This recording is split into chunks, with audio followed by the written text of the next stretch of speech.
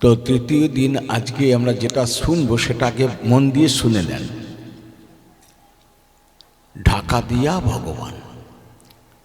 মহাপ্রভু চৈতন্য চরিতামৃতে একটি কথা বললেন। মহাপ্রভুই বলছেন, যে না শোনে স্বামীর কথা সে হয় বেশ্যা।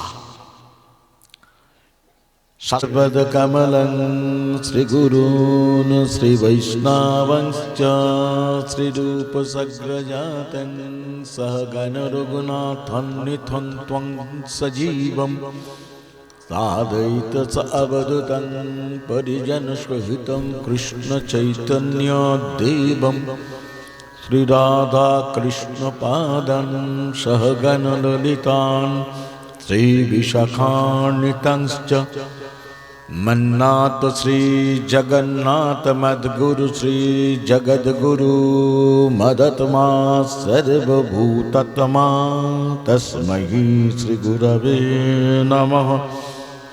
ওম নমো নারায়ণং নমস্কৃত্য নরং চৈব নরোত্তমং দেবীং সরস্বতীং ব্যাসং ততো জয়ং উদীরয়েৎ।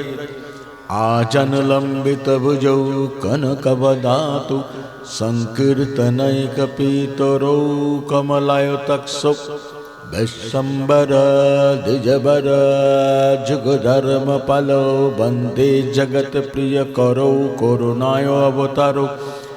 ওম নমো ব্রহ্মণ্যদেবায় গোব্রাহ্মণ্যহিতায় চ জগৎহিতায় কৃষ্ণায় গোবিন্দায় নমো নমঃ। হে কৃষ্ণ করুণা সিন্ধু দীনবন্ধু জগৎপতে গোপেশ গোপিকা কান্ত রাধা কান্ত নমস্তুতে। তপ্ত কাঞ্চন গৌরাঙ্গী রাধে বৃন্দাবনেশ্বরী বৃষভানুসুতে দেবী প্রণমামি হরিপ্রিয়া। বৃন্দা ওই তুলসী দেব্যৈ প্রিয়া ওই কেশবস্য চ কৃষ্ণ ভক্তি পদে দেবী সত্যবত্যৈ নমো নমঃ। নিগম কল্পতরুর্গলিতং ফলম শুকমুখাদমৃতদ্রব সংযুতম পিবত ভগবতং রসমালয়ং মুহুরহ ঋষিকা ভুবি ভাবুকা। वंशकल्पतरुभ्यश्च कृपा सिन्धुभ्य एव च पतितानां पावनेभ्यो वैष्णवेभ्यो नमो नमः। ब्राह्मणेभ्यो नमो नमः। भक्तेभ्यो नमो नमः। हरेर्नाम हरेर्नामैव केवलं खलु नस्तेव गतिरन्यथा। हरि बोल हरि बोल हरि बोल। जय जय श्री गुरु निताई गौर सीतानाथ प्रेमानंदे। हरि हरि बोल हरि हरि बोल हरि हरि बोल। हरि बोल हरि बोल हरि बोल। महती हरि कथा कृष्ण कथा भागवती कथार सभा सभाय उपस्थित एवं अनुपस्थित समस्त साधु गुरु वैष्णव ब्राह्मण अब्राह्मण प्रत्येकेर चरणे आमार अंतरेर सश्रद्ध प्रणति दंडवत जानिए शुरू करछि आजकेर हरि कथा कृष्ण कथा भागवती कथा। 3 दिनेर महती भागवत सभार आजके विश्रामेर दिन। तो आजके आमरा कालके जिनि पाठ करते एसेछिलेन तिनि आमार अत्यंत प्रिय चंडीचरण दास महाशय। ওনার বাড়িতে আমি প্রতি বছর ফাল্গুন মাসে পাঠ করতে যাই। আগামী ফাল্গুন মাসেও পাঠ আছে। খুব ভদ্র মানুষ। তো যাই হোক,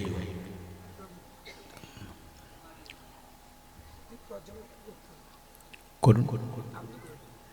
আমি ব্যাসাসন থেকে তো আর নামবো না, আর নেওয়া যাবে না। ব্যাসাসন থেকে, হ্যাঁ এখান থেকে হতে পারে। তো তৃতীয় দিন আজকে আমরা যেটা শুনবো সেটাকে মন দিয়ে শুনে নেন। ঢাকা দিয়া ভগবান। ভাগবতে কে কাকে বলেছেন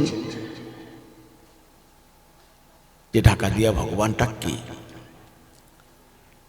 ভাগবতের বিভিন্ন শ্লোকে আছে। এবং ঢাকাটা কার? সেই যে ঢাকা দিয়া ভগবান, সেই ভগবানটা কে? এবং সেই ভগবানের ঢাকাটা কিসের ঢাকা? আর ঢাকার ভিতরে কে আছে? আসুন আমি আস্তে আস্তে প্রবেশ করি। পাঠ দু রকমের হয়,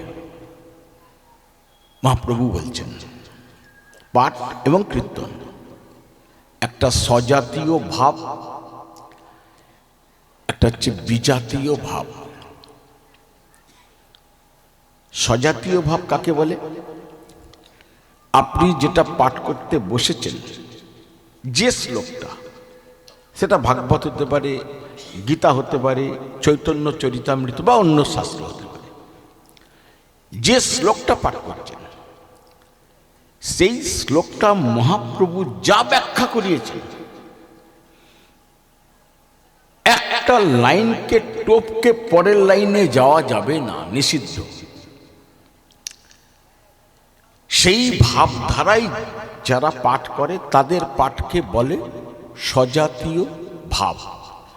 আর এই পাঠটা শুনে ভক্ত তৈরি হয়।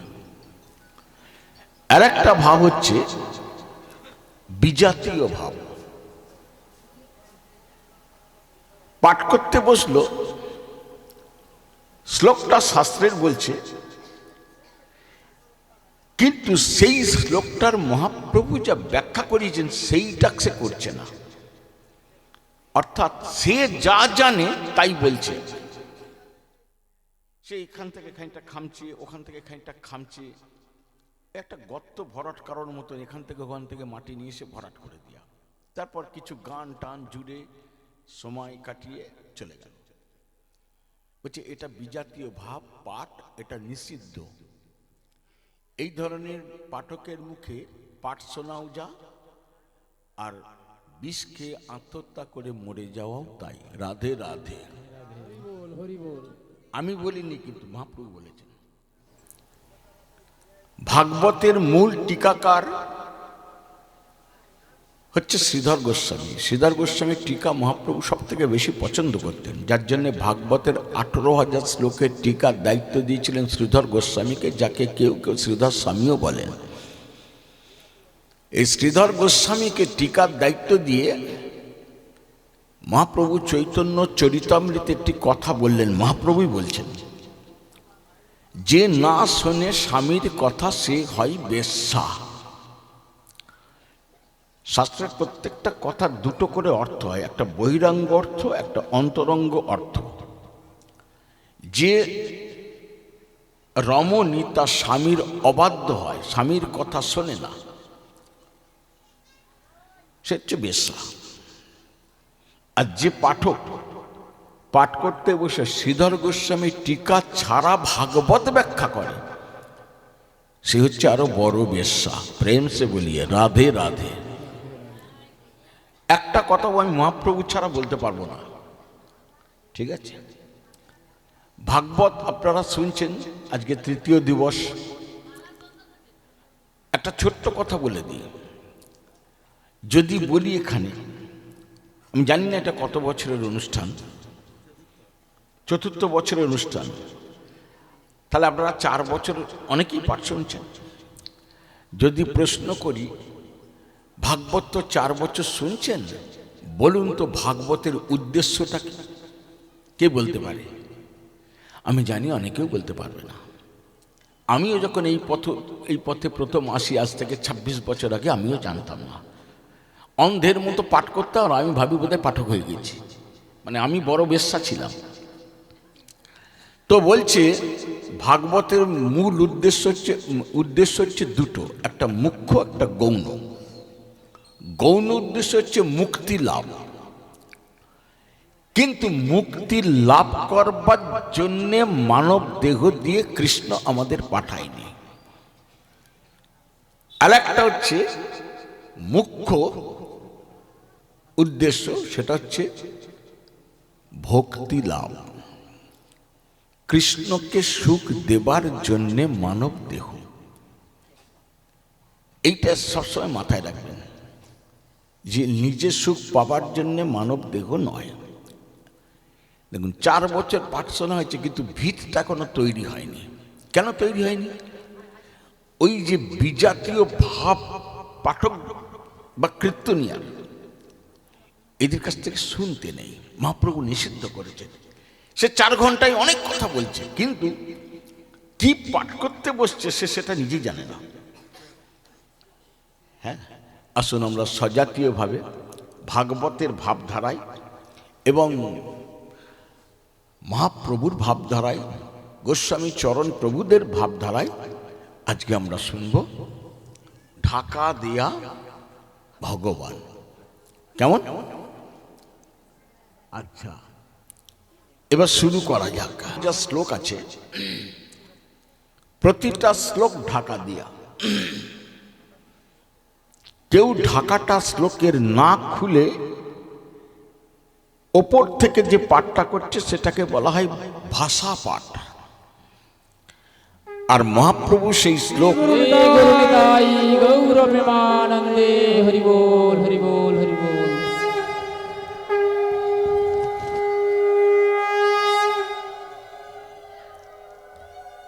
মহাপ্রভু গোস্বামী চরণ প্রভুদের দিয়ে ভাগবতের 18,000 শ্লোকের ঢাকা খুলে দিয়েছেন, মহাপ্রভু খুলিয়েছেন। আমি যতবার গোস্বামী চরণ প্রভু বা মহাজন বলবো ধরে নেবেন কাদের বলছি, প্রথমেই বলে নিই। রূপ গোস্বামী, জীব গোস্বামী, সনাতন গোস্বামী, রঘুনাথ দাস গোস্বামী, গোপাল ভট্ট গোস্বামী, গোপাল গুরু গোস্বামী ইত্যাদি ইত্যাদি, এনারা। এটা কেমন? তো বলছে গীতায় 700 শ্লোক আছে। গীতার 700 শ্লোকও ঢাকা দিয়া। সেই ঢাকাও খুলে দেখা যাচ্ছে ভেতরে একজন বসে আছে। উপনিষদের শ্লোক সেগুলোও ঢাকা দিয়া। ঢাকা ওপর থেকে একজন আর ভেতরে আর একজন বসে আছে। এই ভেতরে বসে আছে কে? এবার একটা প্রশ্ন আসছে। গীতায় 700 শ্লোক আছে। গীতা কেউ পড়ুক বা নাই পড়ুক, কিন্তু একটা আমরা সবাই জানি, গীতায় অর্জুন বসে আছে। আর অর্জুন উপদেশ দিয়েছিল কে? কে উপদেশ দিচ্ছে? শ্রীকৃষ্ণ। শ্রীকৃষ্ণ। এটা আমরা সবাই জানি, কিন্তু ওটা কৃষ্ণ নয়। আমি বলিনি, কিন্তু মহাপ্রভু বলছেন, শাস্ত্র বলছেন। তাহলে ওটা কি? আসুন আমরা দেখি।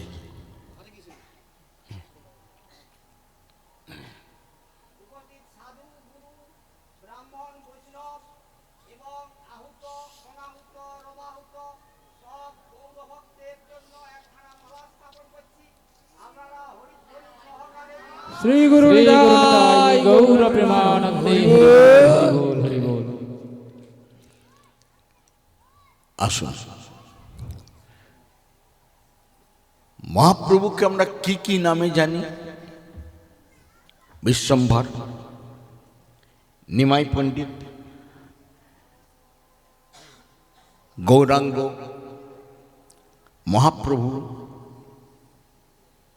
কিন্তু মহাপ্রভুর ক্রমসন্দর্ভে জীব গোস্বামীকে দিয়ে মহাপ্রভুই বলাচ্ছেন যে এগুলো মহাপ্রভুর পরিচয়, কিন্তু এগুলো প্রকৃত পরিচয় নয়, আসল পরিচয় নয় মহাপ্রভুর। এগুলো বলল না, এগুলো কোনোটাই মহাপ্রভুর প্রকৃত পরিচয় নয়, কিন্তু পরিচয়। তাহলে মহাপ্রভুর আসল পরিচয়টা কি? এই প্রশ্নের উত্তর জানতে গেলে ভাগবতে আমাদের ঢুকতে হবে। 11তম স্কন্ধে সেখানে পঞ্চম অধ্যায়ের 19 নম্বর শ্লোকে, আমি আর একবার বলছি, যদি কেউ কোনো পাঠক থাকেন তাহলে খুব সুবিধা হয় আমার, বা যারা নিত্য ভাগবত পড়েন, 11তম স্কন্ধের পঞ্চম অধ্যায়ের 19 নম্বর শ্লোক। এই 11তম স্কন্ধের ভাগবতের 11তম স্কন্ধকে বলা হয় নবযোগীন্দ্র সংবাদ। একসঙ্গে 9 জন যোগীন্দ্র বা 9 জন কবি বা 9 জন ভক্ত নেমি মহারাজের সভায় এসেছিলেন। নেমি মহারাজ এই 9 জন যোগীন্দ্রের মধ্যে একজন যোগীন্দ্র নাম ছিল করভাজন যোগীন্দ্র। কি নাম বললাম? করভাজন। ঘটনাটা কিন্তু সত্যযুগের ঘটনা। এই করভাজন যোগীন্দ্রকে নেমি মহারাজ জিজ্ঞেস করছেন একটা প্রশ্ন। প্রশ্নটা সত্যযুগে করছেন, কিন্তু প্রশ্নের উত্তরটা হচ্ছে কলিযুগের। কি গভীরভাবে ভাবতে হবে। সত্যযুগে প্রশ্ন করছে, উত্তরটা হবে কলিযুগের। কি প্রশ্ন করছে বলছে, কস্মিন কালে স ভগবান কিং বর্ণয় কীদৃশ নৃভি নামনা বাকেন বিধিন পূজ্যতে তদিহোচ্যম শ্রীমদ্ভাগবতম। নেমি মহারাজ উবাচয়। এই প্রশ্নটা করলেন। প্রশ্নটার মানেটা কি? বলছে, কলিযুগের যিনি ভগবান হবেন তার গায়ের রংটা কেমন হবে? কি দারুণ প্রশ্ন করছে। কলিযুগের যিনি ভগবান হবেন তার গায়ের রংটা কেমন হবে, তার রূপটা কেমন হবে? পরের প্রশ্ন, কলির জীব যে কলির ভগবানকে পুজো করবেন, তো কলির ভগবান তো যেমন সত্য যুগের একটা ভগবানই হবে, দুটো ভগবান হয় না। ত্রেতা যুগের একটা ভগবান হবে, দুটো হয় না। দাপর যুগের একটা ভগবান হবে, ভগবান দুটো হয় না। তেমনি কলিযুগেও তো ভগবান দুটো হবে না, একটাই হবে। নেমি মহারাজ প্রশ্ন করছে। করভাজন যোগীন্দ্র বলছে, হ্যাঁ, একজনই ভগবান হবে। তার গায়ের রংটা কি হবে, তার রূপটা কেমন হবে? আর কলির জীব উপাসনা করবে, কলির যিনি ভগবান হবেন তাকে কি রূপে উপাসনা করবে, কোন রূপটা দেখে বুঝবে কলির মানুষ যে এইটা কলির ভগবান, আর কেউ ভগবান নয়। পরের প্রশ্ন করছেন যে সেই কলিযুগের যিনি ভগবান হবেন, সেই কলির ভগবানের সত্য যুগে তার গায়ের রং কেমন হবে, ত্রেতা যুগে তার গায়ের রং কেমন হবে, সেই ভগবানের দাপর যুগের গায়ের রংটাই বা কেমন হবে? পরের প্রশ্ন করলেন। এই প্রশ্নগুলো প্রভু সবই নেমি মহারাজের। হ্যাঁ, নেমি মহারাজ করছেন 11তম স্কন্ধের পঞ্চম অধ্যায়ের 19 নম্বর শ্লোকে। আবার পরের প্রশ্ন করছে, কলির যিনি ভগবান হবে তার আকৃতিটা, আকারটা কেমন হবে? কি আকৃতি দেখলে কলির জীব বুঝবে যে এটি কলির ভগবান, আর কেউ ভগবান নয়? পরের প্রশ্ন করছে, কলির যিনি ভগবান হবেন তাকে একটা পুজো তো করতে হবে। করভাজন যোগীন্দ্র বলছেন, হ্যাঁ, অবশ্যই করতে হবে। তার পুজোর একটা বিধি থাকবে, একটাই বিধি থাকবে, তো সবার জন্য সেই বিধি। বলছে, হ্যাঁ, সেই বিধিটা কি? কোন বিধিতে পুজো করা হবে? পরের প্রশ্ন করছে, কলির যিনি ভগবান হবেন তাকে তো একটা নাম দ্বারা ডাকতে হবে, বা সেই নাম দিয়ে তাকে পুজো করতে হবে। সেই নামটাই বা কলিযুগের কি হবে, অর্থাৎ কলিযুগের নামটা কি হবে? যে নাম দিয়ে কলিতে পূজক যদি সেই নামে কেউ পুজো করে, তাহলে সেই হবে কলিযুগের শ্রেষ্ঠ ভক্ত, এবং তাকে সব থেকে তাড়াতাড়ি কলির ভগবান কৃপা করবেই করবে, একদম নিশ্চিতভাবে কৃপা হয়ে যাবে তার। সেই নামটা কি? এই প্রশ্নটা করলেন সত্য যুগে, প্রশ্নটা করছেন কলিযুগের। এর উত্তরে নিমি মহারাজ ভাগবতের 11তম স্কন্ধের 5ম অধ্যায়ের 32 নম্বর শ্লোকে বলছেন, উত্তরটা দিচ্ছেন। প্রশ্নটা করলো 11তম স্কন্ধের 5ম অধ্যায়ের 19 নম্বর শ্লোকে, আর উত্তরটা দিচ্ছেন ভাগবতের 11তম স্কন্ধের 5ম অধ্যায়ের 32 নম্বর শ্লোকে। কি বলছেন? যে প্রশ্নগুলো করলেন তার উত্তর দিচ্ছেন এবারে করভাজন যোগীন্দ্র। কৃষ্ণবর্ণং তিসা কৃষ্ণম সাঙ্গোপাঙ্গস্ত্রোপার্ষদম জগ্গৈ সংকীর্তনো প্রায়ৈ যজন্তি সুমেধাসয়ঃ। কি বলছেন? প্রথমে প্রশ্ন করেছিলেন যে কলিযুগে যিনি ভগবান হবেন তার গায়ের বর্ণ অর্থাৎ গায়ের রংটা কেমন হবে।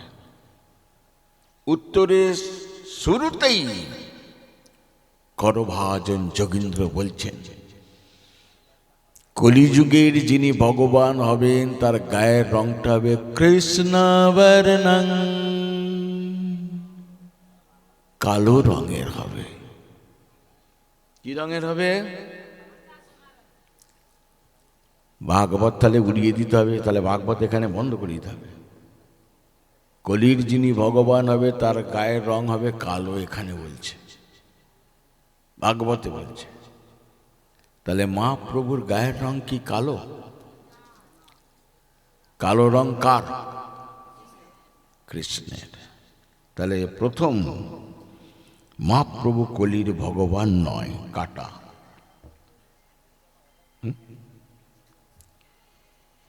এখন কৃষ্ণ বর্ণ,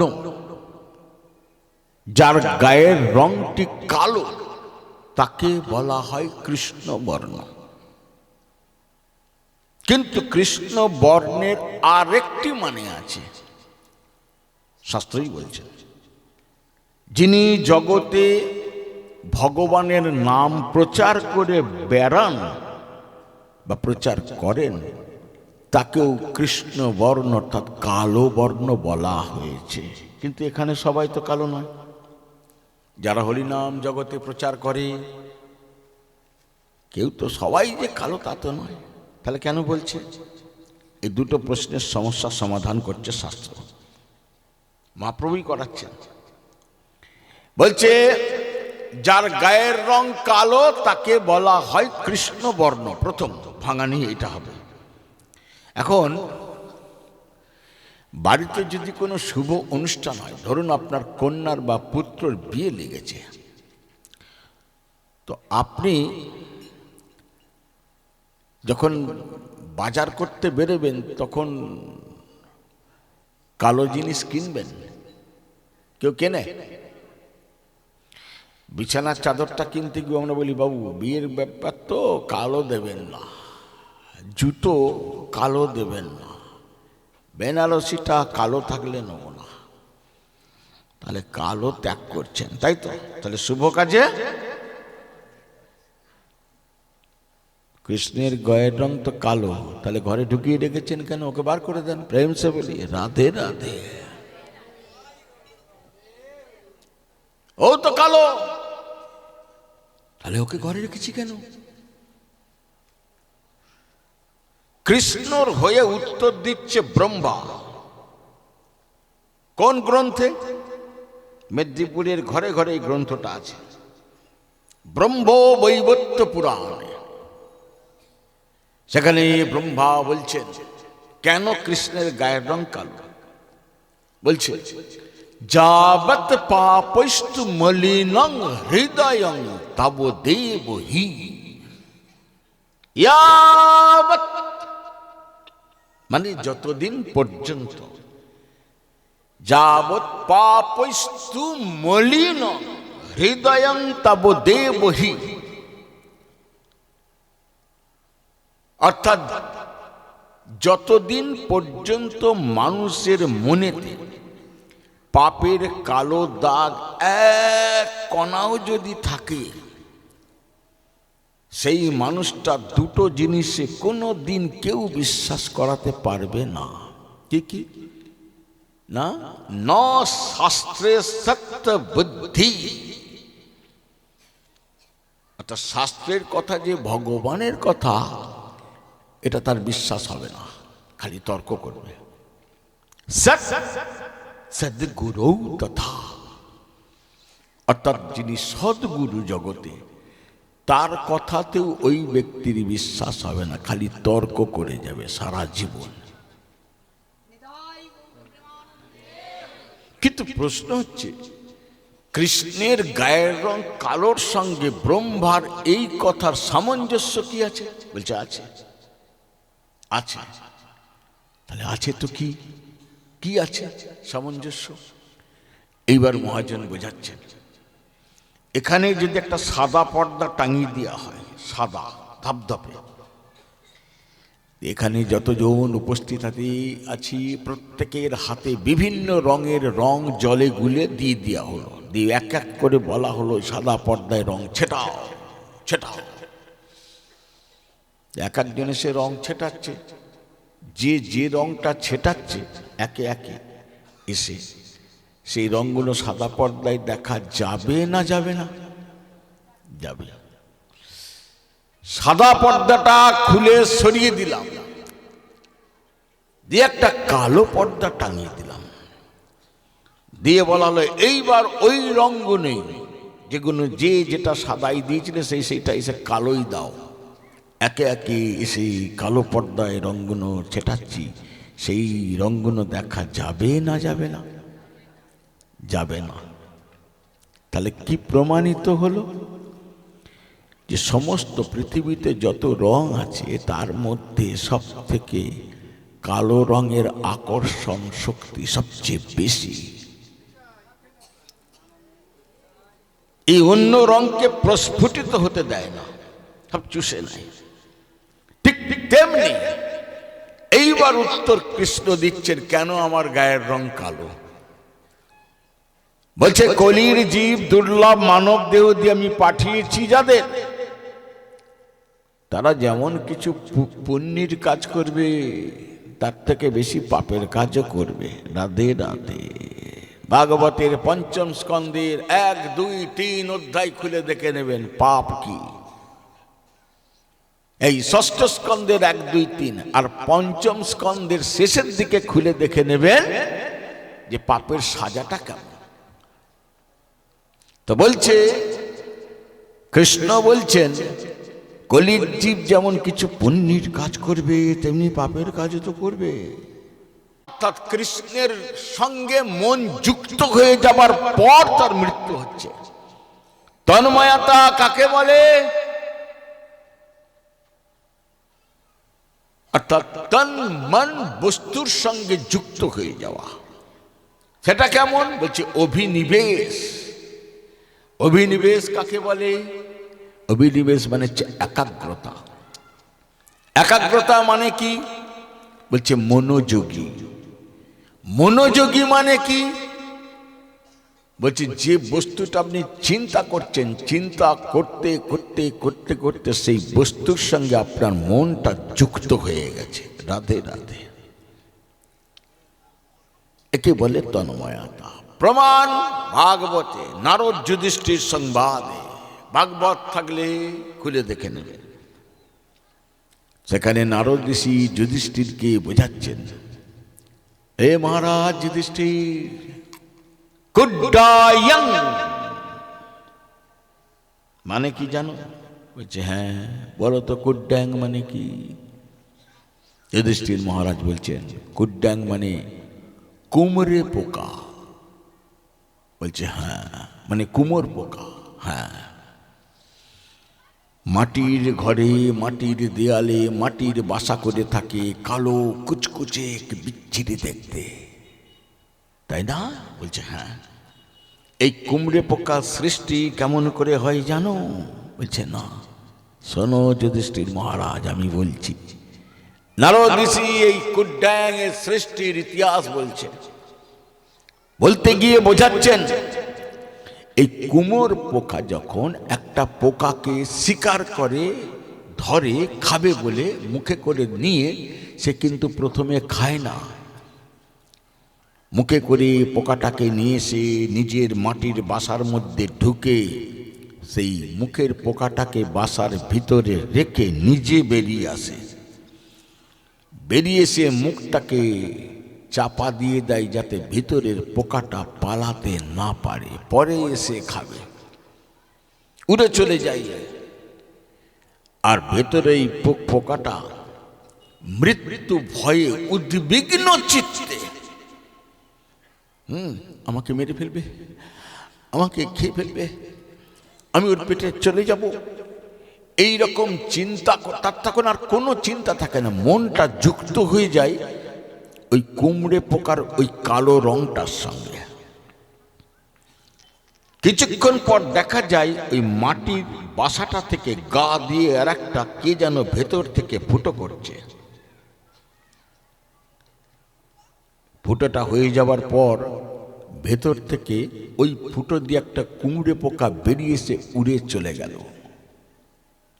কিলাম হলো, ভেতরে তো কুমড় পোকা ছিল না, ছিল তো অন্য পোকা। বাসাটা ভেঙে দেখি, বাসা ভেঙে দেখা যাচ্ছে যে পোকাটাকে রেখে এসেছিল সে মরে পড়ে আছে, আর তার আত্মাটা কুমড়ে পোকার দেহ ধারণ করে বেরিয়ে গেছে। রাধে রাধে। কি প্রমাণিত হলো? আত্মার মৃত্যু নেই। আর কি প্রমাণিত হলো? মৃত্যুর সময় যে যেটা চিন্তা করতে করতে মরে, মৃত্যুর পর সে সেই দেহটাই পায়। প্রেম সে বলিয়ে রাধে রাধে। এবার আপনি মরবার সময় আমার গৌর চিন্তা করবে না ছেলে চিন্তা করতে করতে মরবেন, এটা আপনি ভেবে নেবেন। হ্যাঁ, একে বলে যেটা ভাগবতে ভরত ঋষির হয়েছিল, হরিণ চিন্তা করতে করতে মরেছিল বলে তাকে পরের জন্মে হরিণ হয়ে জন্মাতে হয়েছিল। ঠিক আছে, ঠিক তেমনি কৃষ্ণ চিন্তা করতে করতে কেউ যদি মরে, পরের জন্মে কৃষ্ণ পাবেই পাবে, পাবেই। এ রাধারানী বলে গেছে। একটা ময়ূর সৃষ্টি হয় কি করে? আমরা জানি সৃষ্টি মানে একটা নারী আর পুরুষের দেহের ঘর্ষণ, কিন্তু ভাগবত শাস্ত্র ৫,৫০০ বছর ধরে বলছে না, ঘর্ষণ মিলন ছাড়াও সৃষ্টি হয়। এই তো কুমোর পোকা, মিলন হলো না, সৃষ্টি হলো। একটা পোকা পারে কিন্তু আমরা পারি না, একটা ময়ূর পারে আমরা পারি না। ময়ূর সৃষ্টি কিভাবে হয়? গোস্বামী প্রভুরা বোঝাচ্ছেন, বলছে বর্ষার নতুন মেঘ যখন আকাশে জন্মায়, সৃষ্টি হয় আকাশে, তখন ময়ূর, ময়ূরী নয় ময়ূর, সেই মেঘটাকে কালো দেখে ভাবে এই বোধহয় সেই কৃষ্ণ।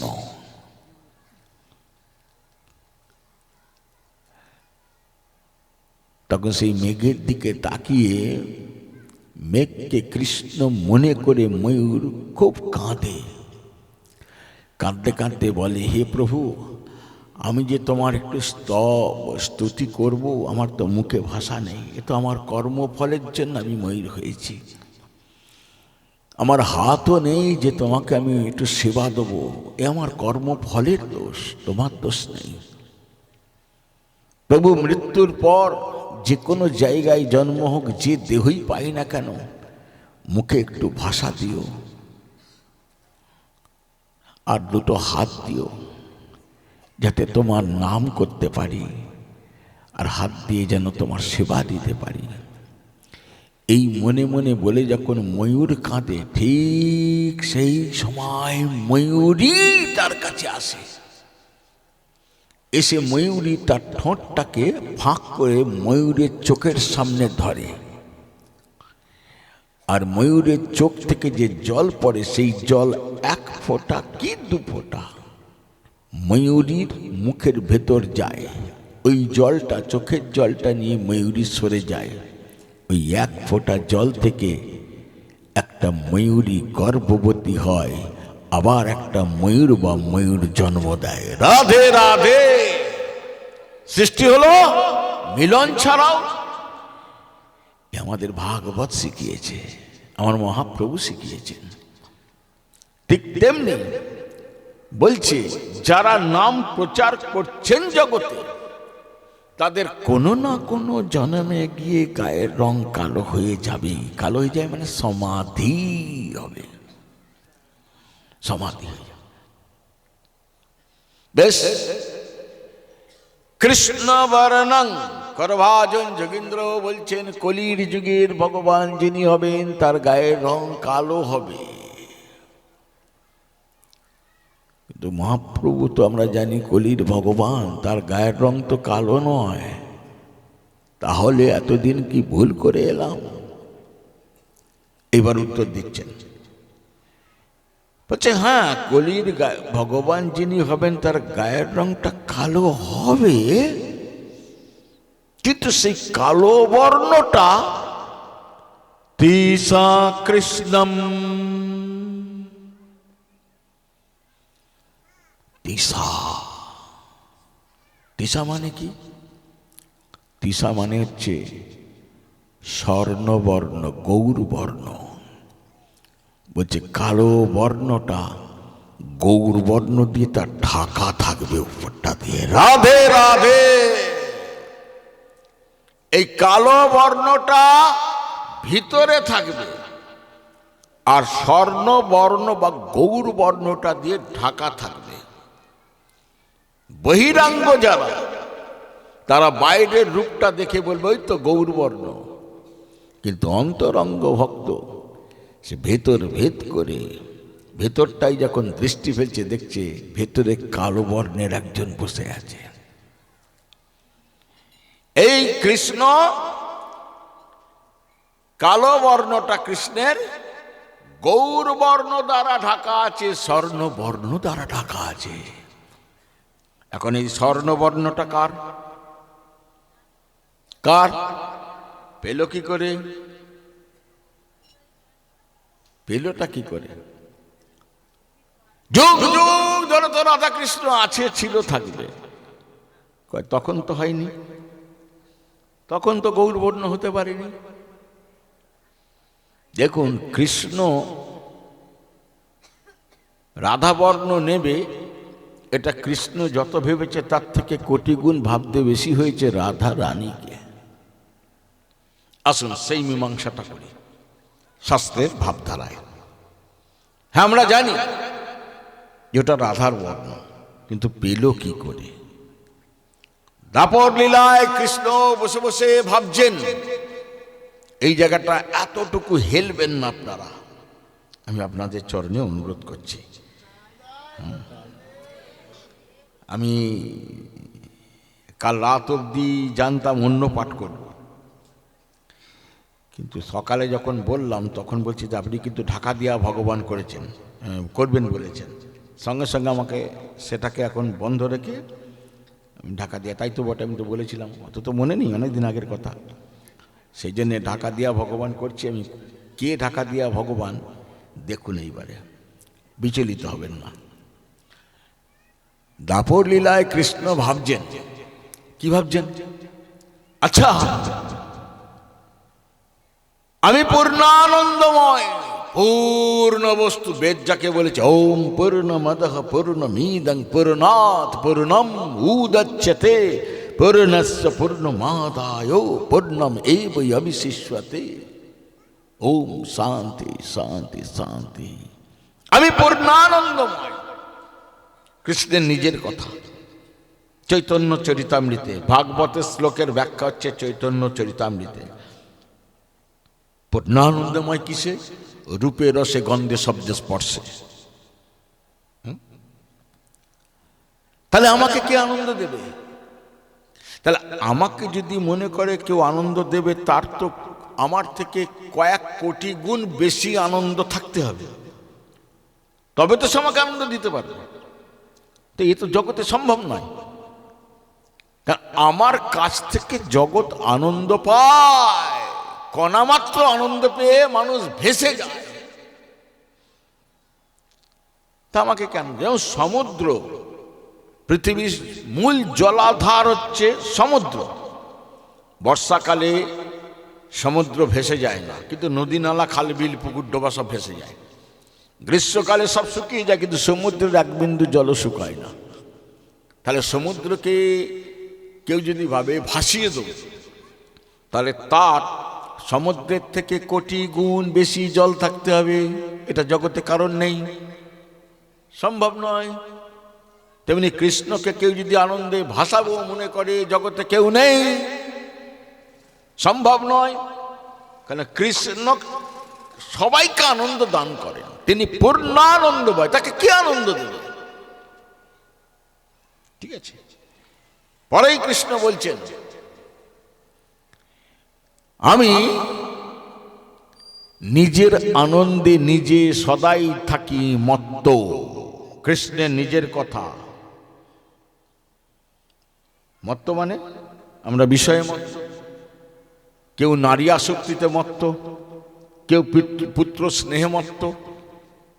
এর জন্য আমরা এই বস্তুগুলো ছেড়ে থাকতে পারি না, মত্ত হয়ে থাকি। কৃষ্ণ আত্মারাম পুরুষ, তিনি বলছেন আমি মত্ত থাকি। তাহলে আমাকে কেউ যদি মত্ত থেকে উন্মত্ত করতে চায়, উন্মত্ত মানে দিগ্বিদিক জ্ঞান নেই যারা, তাহলে এই জগতে কেউ নেই।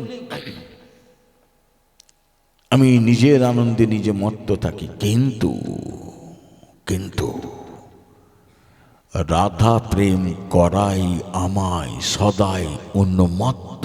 প্রেম সে বলিয়ে রাধে। কি হচ্ছে আমার?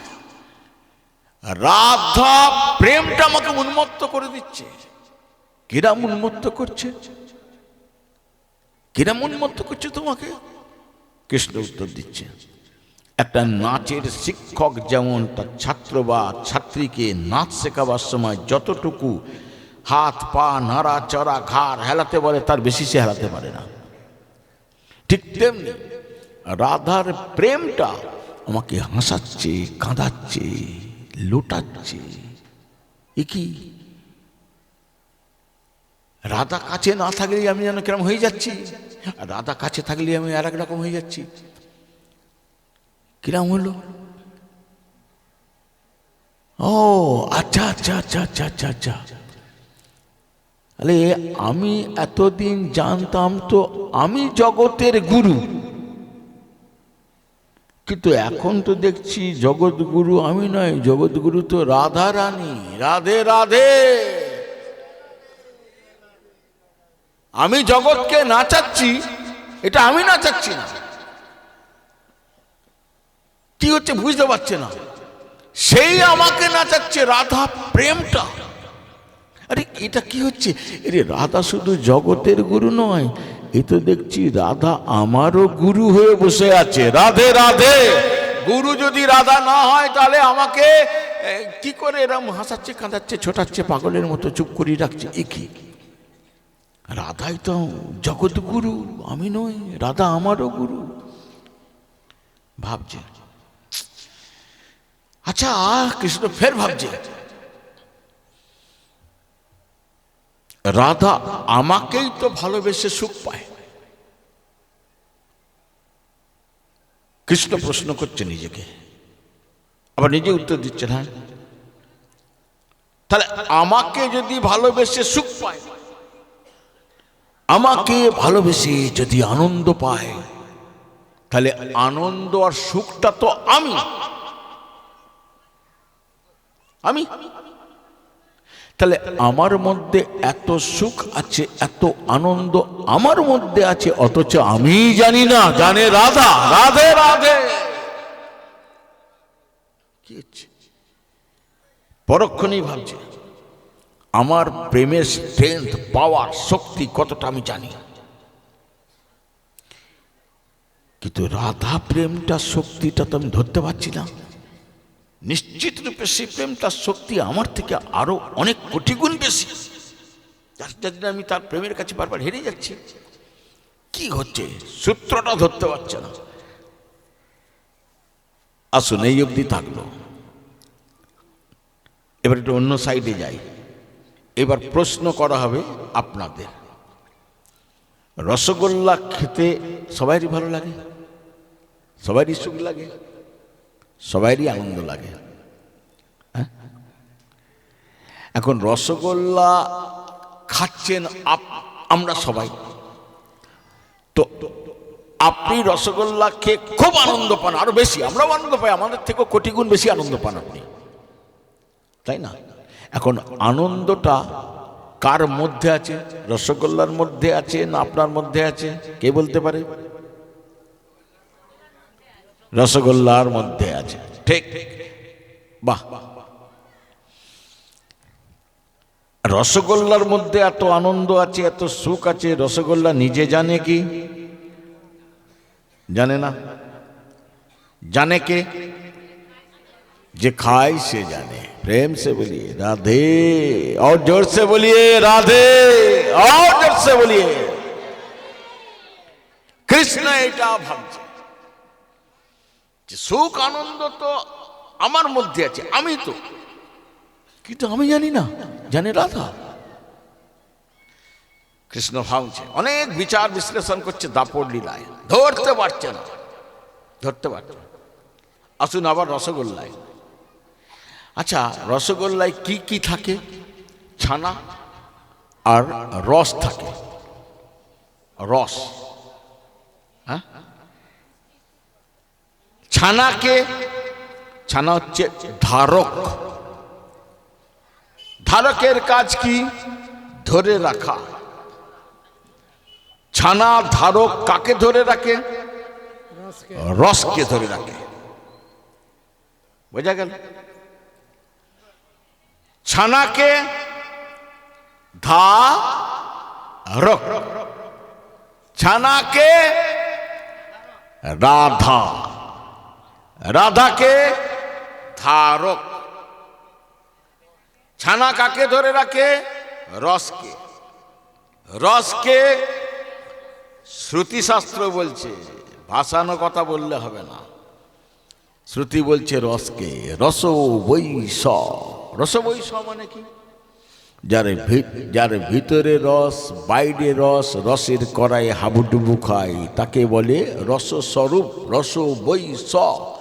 এইটুকু কথা থেকে এই পৃথিবীর বুকে যত রসশাস্ত্র হয়েছে, এই একটা ওইটুকু কথা থেকে মহাপ্রভু রচনা করিয়েছেন। বেদের ভাষ্য, শ্রুতি, শ্রুতি বলছেন। তা বলছে রসগোল্লার যেমন ভিতরে রস, বাইরে রস, রসের কড়াই হাবুডুবু খাই সদা, তেমনি শ্রুতি বলছেন কৃষ্ণের ভিতরে রস, বাইরে রস, ভক্তের চিত্তের ভাবের রসের কড়াই সদাই হাবুডুবু খায়। রাধে রাধে। ঠিক আছে, বুঝলাম, এটাও বুঝলাম। তা বলছে রসগোল্লা ভাবছে বসে বসে, আমার ভেতরে এত সুখ, এত আনন্দ, ওরা আমাকে খেয়ে আস্বাদন করে এত আনন্দ পায়, এত আনন্দ সুখ আছে আমার ভিতরে, আমি জানি না। আমাকে একটু জানতে হবে কি সুখ, কি আনন্দ পায় এরা। আমাকে পেলে সব খাবার সরিয়ে দেয়, সব টান মেরে ফিকে দেয়। রসগোল্লা যদি ইচ্ছাটা এরকম হয়, আমাকে এরা আস্বাদন করে যে সুখ যে আনন্দ পায় সেটা আমি দেখব, তাহলে রসগোল্লাকে কি হতে হবে? কি হলো, থেমে গেল কেন? ছানা হতে হবে কেন? যে খাচ্ছে তার দেহ নিতে হবে, তার মন নিতে হবে, মনের ভাবটাও নিতে হবে। অর্থাৎ রাম নামে ব্যক্তি রসগোল্লা খেয়ে যদি আনন্দ পায়, তাহলে রসগোল্লা যদি মনে করে আমি রাম হয়ে দেখব, তাহলে রসগোল্লাকে রসগোল্লা থাকলে হবে না, রাম হতে হবে।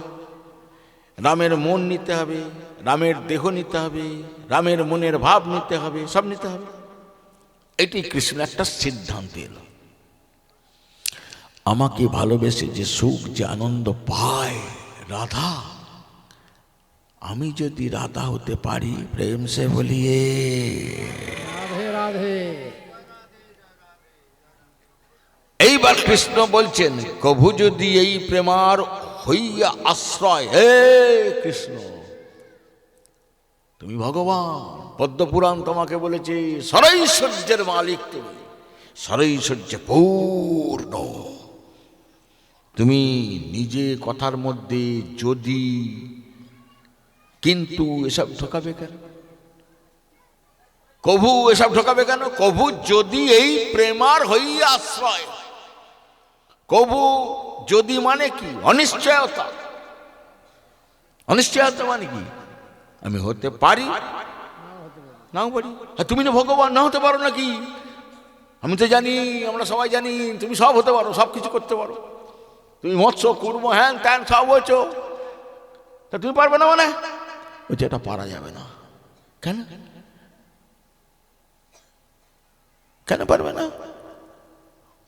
বলছে আমি রাধা হব, রাধা যদি আমাকে রাধা করে নেয় তবে আমি রাধা হতে পারবো, নচেত নয়। রাধে রাধে। যদি রাধা রাধা করে নেয় তাহলে আমি হতে পারবো।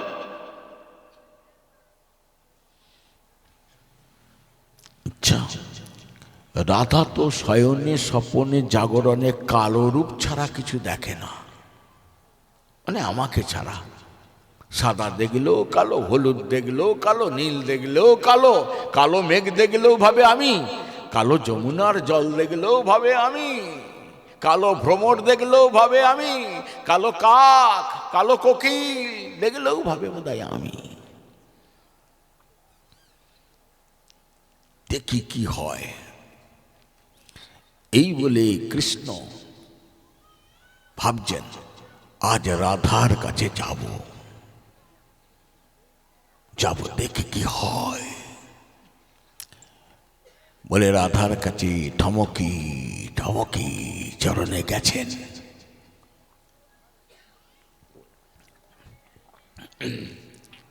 রাধা ঘুমিয়ে ঘুমিয়ে কি দেখছেন? কৃষ্ণ দেখছেন ঘুমিয়ে ঘুমিয়ে। তো ঘুমিয়েও কৃষ্ণ দেখে, জেগেও কৃষ্ণ দেখে। কৃষ্ণ দেখছেন ঘুমিয়ে ঘুমিয়ে। কৃষ্ণ দেখে সুখ পান, আনন্দ পান। কৃষ্ণ দেখছেন চাঁদনি রাতের আলো এসে পড়েছে কৃষ্ণ এই রাধার অঙ্গে। মহাজন বলছেন চাঁদের আলো, আলো চাঁদের নয়, ওটা রাধার অঙ্গের জ্যোতি চাঁদে গিয়ে পড়ে তবে চাঁদ আলো দেয়। রামধনু আকাশের নয়, রাধার চুল থেকে প্রতিক্ষণে প্রতিক্ষণে প্রতিক্ষণে 9টা রং বিচ্ছুরিত হয়, তবে হয় রামধেনু। মহাজন বলছেন শাস্ত্রে, দেখছে আর ভাবছে আহা মরি মরি, আমি যদি রাধা হতে পারি, মরি মরি। হ্যাঁ, ভাবছেন, খুব ভাবছেন। কবিরাজ গোস্বামী চৈতন্য চরিতামৃতে ভাগবতের কথাকে নিয়ে টিকা করে বলছেন যে সেরূপের এক কণা ডুবাই ত্রিভুবন। কার রূপ? কৃষ্ণের। কৃষ্ণের রূপের একটা কণা যদি কেউ দেখতে পায় তাহলে সে ত্রিভুবন ডুবে যায়, স্বর্গ মর্ত্য পাতাল সব ডুবে যায়। এখন এই গ্রামে ধরুন সব থেকে সুন্দর যুবক যে এই তল্লাটের মধ্যে, রাস্তা দিয়ে গেলেই সবাই বেরিয়ে টুকি ঝুঁকি মেরে দেখে, আহ কি দেখতে রে, হ্যাঁ, সবাই তার রূপের প্রশংসা করে। সেই যুবকটা যদি অন্য একটা নারীর রূপকে প্রশংসা করে তাহলে কি প্রমাণিত হবে? সেই নারীটা এই যুবকের থেকেও আরো বেশি রূপবতী, তাই না? তাই তো প্রমাণিত হয়। যে কৃষ্ণের রূপ দেখে ত্রিভুবন ডুবে যায়, যেমন ময়ূর কত সুন্দর, অথচ সেই ময়ূর চিতাবাঘের রূপ দেখলে ভাবে বোধহয় চিতাবাঘের মতো যদি হতে পারতাম, মোহিত হয়ে যায়। ঠিক তেমনি কৃষ্ণ ভাবছেন যার রূপে একটা কণায় ত্রিভুবন ডুবে যায়, সেই কৃষ্ণর রাধার রূপ দেখে বিভাবিত। তাহলে রাধার রূপটা কেমন? সুখদেব গোস্বামী একবার মাত্র রাধা নাম উচ্চারণ করে 6 মাস অজ্ঞান হয়ে পড়েছিলেন। একবার মাত্র রাধা বলেছিলেন, যার জন্য ভাগবতে সুখদেব গোস্বামী কোথাও রাধা এই শব্দটা উচ্চারণ করেনি, কিন্তু রাধা বলেছেন। কিভাবে বলেছেন? রাসেশ্বরী, রাসের যিনি ঈশ্বরী কে? রাধা। সখী প্রধানা, সখী প্রধানা কে? রাধা। এইরকম ভাবে মুখ থেকে বলেছেন, কিন্তু রাধা নাম এটা বলেননি। তা দেখছেন, তাহলে কৃষ্ণের রূপে এক কণায় ত্রিভুবন ডুবে যায়, সেই কৃষ্ণ রাধার রূপ থেকে বিভাবিত।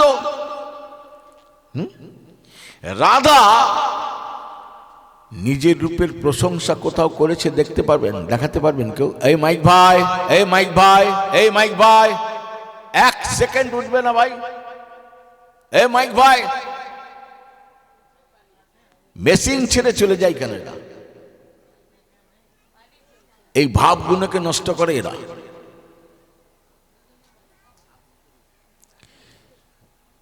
মাইক ভাই যেখানেই থাকো খুব তাড়াতাড়ি চলে এসো মেশিনে।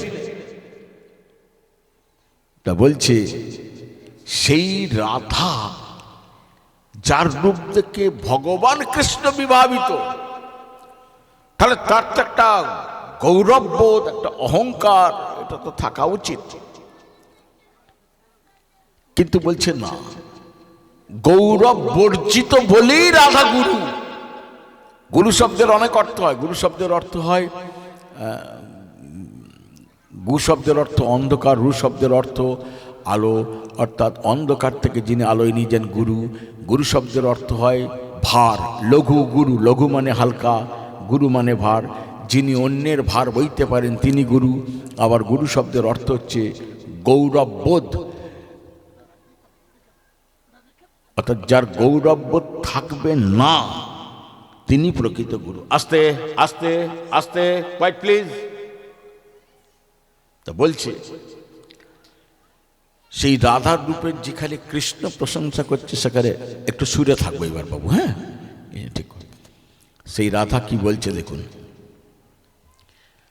আমি কুরূপা, রাধারানী বলছেন গুণহীন